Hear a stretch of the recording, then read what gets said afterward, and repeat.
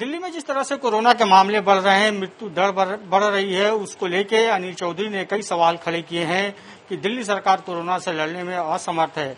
आज speak up India में अपना विरोध दर्ज कराते हुए भी कई सवाल खड़े किए और बताया कि किस तरह से मजदूरों की हालत जो है बहुत बदतर है। हमारे साथ अनिल चौधरी, दिल्ली कांग्रेस के अध्यक्ष, मौजूद है, बात करते हैं उनसे।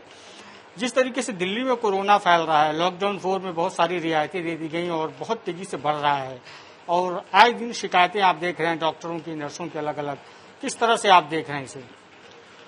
बिल्कुल सही कहा है आपने। जिस तरह से पिछले एक हफ्ते का आप ट्रेंड देखेंगे, जो आंकड़े उभर कर के आए, कल 792 केसेस थे।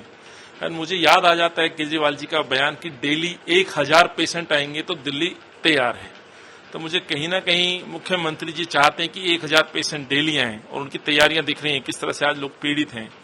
मौत के आंकड़ों में बहुत डिफरेंस है, ये पहले दिल्ली जान चुकी, सवाल पूछते पर जवाब नहीं आते हैं।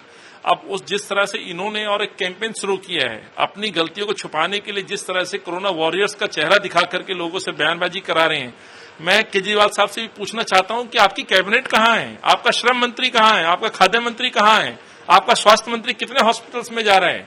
आप कोई तैयारियों जो आपकी तैयारी थी पूरी तरह से विफल पाई गई हैं। आपका कोई, आपने लोगों को, जनता को छोड़ दिया है कि संक्रमण के साथ आप रहिए, संक्रमण के साथ जिए, संक्रमण के साथ आप जाइए, मौत के कुएं में आप धकेल रहे हैं।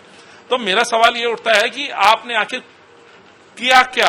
सर, दिल्ली में जगह जगह आइसोलेशन सेंटर में भी के बाहर या जहां पे भी स्क्रीनिंग हो रही है प्रवासी मजदूरों की, वहां पे देखा जा रहा है, या बॉर्डर्स पे देखा जा रहा है अभी भी कि जहां स्क्रीनिंग हो रही है वहां भी खाने पीने की दिक्कत है लोगों को।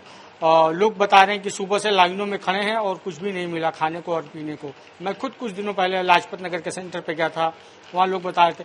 तो ये जो बद इंतजामिया है, इसको लेकर विपक्ष अपनी क्या भूमिका निभा रही है? किस तरह से आवाज उठा रही है कि सरकार की नीति में कुछ बदलाव आए? देखिए, इस पे सबसे पहले अपने लीडरशिप के कहे अनुसार हम लोगों को खाने की पूरी जो मदद कर सकते हैं, कांग्रेस का वर्कर, एक एक वॉलंटियर अपनी निजी एक नेक कमाई से उनको भोजन उपलब्ध कराने की कोशिश कर रहा है, जो हम कर सकते हैं। दूसरा, सरकार के आप बयान देखें, 2 दिन पहले जो उप मुख्यमंत्री जी ने प्रेस कॉन्फ्रेंस की, मुझे शर्म आनी चाहिए लोगों को ये कहते हुए कि ये लोग बयान दे रहे हैं कि हम उनको ड्राई फ्रूट्स दे रहे हैं, फ्रूट्स दे रहे हैं। और आपने ग्राउंड रिपोर्टिंग की है और कई चैनल्स ने रिपोर्टिंग की है कि उनके पास पानी नहीं है, बिस्किट खाने के लिए एक बिस्किट नहीं दे रहे हैं।